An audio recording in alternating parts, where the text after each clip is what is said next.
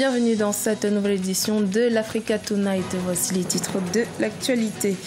Le maréchal libyen Khalifa Haftar était en visite depuis ce vendredi en République du Congo. Il s'est entretenu avec le président Denis Sassou Nguesso ce samedi à Brazzaville. Les deux personnalités ont bien évidemment échangé au sujet de la crise qui prévaut actuellement en Libye. Manifestation à Paris en France de la diaspora burundaise. Elle dénonce le non-respect des droits de l'homme au Burundi, mais aussi déplore le drame qui a coûté la vie à une trentaine de réfugiés burundais en République démocratique du Congo. Et puis, nette amélioration du secteur du tourisme en Égypte. Au cours des premiers mois de 2017, les revenus du secteur ont connu une hausse de 170%. Mais tout d'abord, ce samedi 16 septembre, le chef d'État congolais Denis Sassou Nguesso a reçu l'un des principaux protagonistes de la crise libyenne, le maréchal Khalifa Haftar à Brazzaville. À l'ordre du jour, la recherche d'une sortie de crise en Libye. Le maréchal Haftar a en effet demandé au président Denis Sassou Nguesso, également président du haut niveau de l'Union africaine, plus d'implication de l'organisation dans la résolution de cette crise qui perdure depuis 2011. On l'écoute.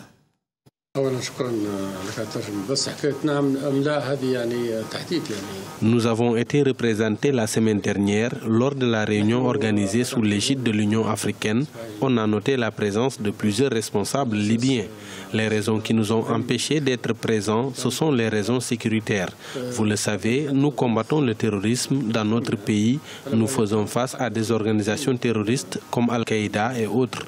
Nous avons mené des batailles, y compris au moment où se tenait cette réunion du comité de haut niveau de l'Union africaine. Et grâce à Dieu, nous avons réussi à reprendre du territoire. Nous pouvons dire aujourd'hui que l'armée nationale libyenne a repris plus de 93% du territoire libyen. Donc, c'est l'unique raison pour laquelle nous n'étions pas présents. L'Union africaine a entrepris cette médiation. Je considère que c'est un devoir.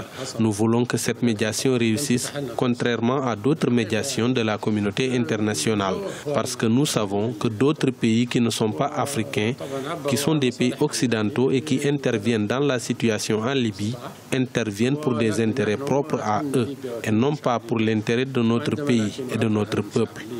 Donc, oui, nous avons de la considération pour la médiation de l'Union africaine. Oui, nous soutenons l'Union africaine dans cette médiation. Nous voulons qu'elle réussisse parce que nous comptons beaucoup sur nos frères africains.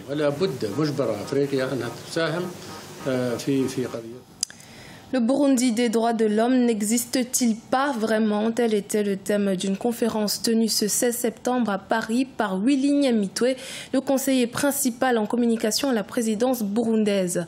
Objectif, défendre la position des autorités de Bujumbura face au récent rapport de l'ONU sur les droits de l'homme dans le pays. Une rencontre boycottée par une partie de la diaspora qui a d'ailleurs organisé un rassemblement en parallèle de cette conférence pour dénoncer le drame qui a coûté la vie à une trentaine de réfugiés en République démocratique du Congo. Écoutons à ce propos la réaction de Gratien Rukundikiza, président du rassemblement de la diaspora burundaise en France. Cette manifestation n'était pas du tout liée à Willy Nyamitwe qui tenait une conférence à Paris. Et d'ailleurs, pendant la manifestation, personne n'a prononcé le nom de Willy Nyamitwe. Nous avons manifesté parce qu'il y avait un besoin, parce que la CPI doit arrêter sa réponse, doit donner sa réponse avant le 26 octobre pour que ça soit en vigueur. Et aussi parce que il y a 2 jours, il y a eu le massacre de 34 réfugiés burundais qui sont au Congo. Donc, il n'y avait aucun rapport avec cette conférence, même si éventuellement, pour certains Burundais, ça a été un leitmotiv. Mais en réalité, au niveau des organisateurs, il n'y avait aucun rapport avec cette conférence de Willy Nyamitwe. Il y avait pas mal de Burundais, il y avait environ proche de 50 Burundais, il y avait quelques gens de MRAP qui soutiennent les réfugiés qui sont en France et les Burundais qui sont en France, qui soutiennent aussi tous les Burundais qui défendent les droits de l'homme. Dans l'actualité également, Morgan Tsvangirai, le leader de l'opposition zimbabwéenne et candidat à la présidentielle de 2018, a été hospitalisé en urgence en Afrique du Sud. L'annonce a été faite ce samedi par un responsable de son parti, le Mouvement pour le changement démocratique. Âgé de 65 ans, Morgan Tsvangirai avait annoncé en 2016 qu'il souffrait d'un cancer du côlon et avait entamé une chimiothérapie. L'appel de Daoukro, toujours d'actualité, 3 ans après, lancé par Henri Konan Bédié, président du Parti démocratique de Côte d'Ivoire en 2014. Cet appel visait à faire du président Alassane Ouattara le candidat unique du Rassemblement des oufouettistes pour la démocratie et la paix à l'élection présidentielle de 2015. Aujourd'hui, Alassane Ouattara est à la tête du pays. Lors de son 3e congrès ordinaire, le parti au pouvoir en a profité pour revenir sur ce moment clé. Reportage de notre correspondant Olivier Conan. Du 17 septembre 2014 à aujourd'hui, cela fait 3 ans qu'Henri Konan Bédié, président du PDCI, Parti démocratique de Côte d'Ivoire, a lancé l'appel de Daoukro.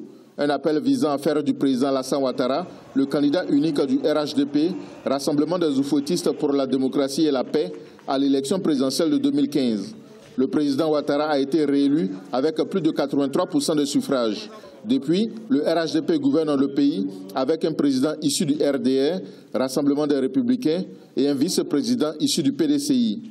Pour marquer l'importance de l'appel de Daoukro, un livre a été édité et dédicacé en son temps par le président Henri Konan Bédié.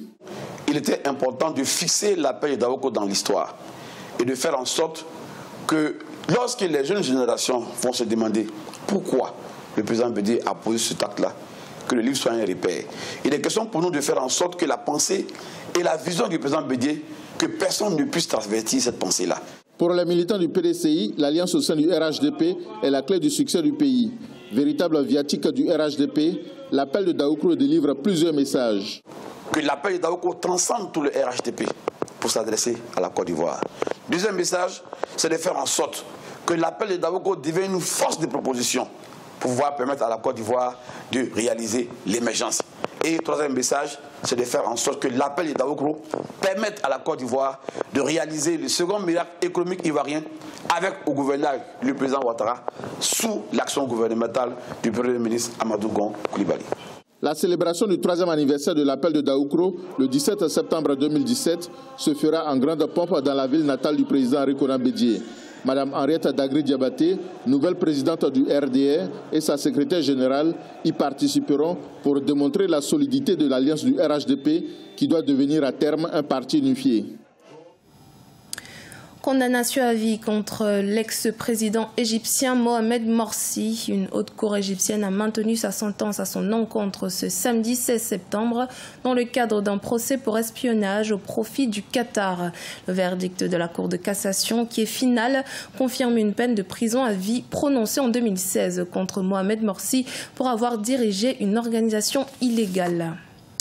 Toujours en Égypte, le secteur du tourisme enregistre une nette amélioration. Au cours des premiers mois de 2017, les revenus du tourisme en Égypte ont ainsi enregistré une hausse de 170%, atteignant 3,5 milliards de dollars. Les détails avec Patricia Dubois.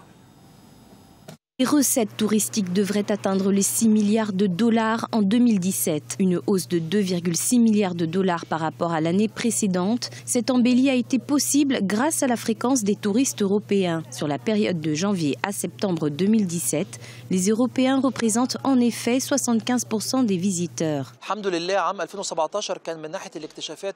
Tous les 6 mois à peu près, nous découvrons une nouvelle antiquité. Beaucoup d'étrangers, comme les Français, sont très intéressés. Ils sont venus les voir. Certains reviennent ici 5, 6 ou 7, même 8 fois. Le ministère des Antiquités contribue énormément au tourisme. La hausse du nombre de touristes européens en Égypte serait notamment due aux récentes découvertes archéologiques. Le pays prévoit la venue de près de 8 millions de visiteurs d'ici la fin de l'année. Grâce à Dieu, cette année, les musées ont eu beaucoup de succès. Je peux affirmer que cela est dû aux antiquités égyptiennes. Ils ont attiré beaucoup de monde. Les antiquités sont propres à l'Égypte. Le tourisme est la première ressource en devises de l'Égypte. Il avait subi une baisse ces 2 dernières années, notamment due au manque de touristes russes, principale source majeure. La Russie avait interdit les vols continus après le crash d'un avion russe dans la péninsule du Sinaï en 2015. Dans l'actualité sportive, l'Afrobasket masculin 2017, co-organisé par la Tunisie et le Sénégal, s'est achevé ce samedi 16 septembre. La Tunisie, qui affrontait le tenant du titre, le Nigeria, est sortie vainqueur de cette finale sur un score de 77 à 65. C'était le journal de la rédaction. Merci de votre fidélité. Dans un instant, une nouvelle édition de l'actualité sur Africa 24.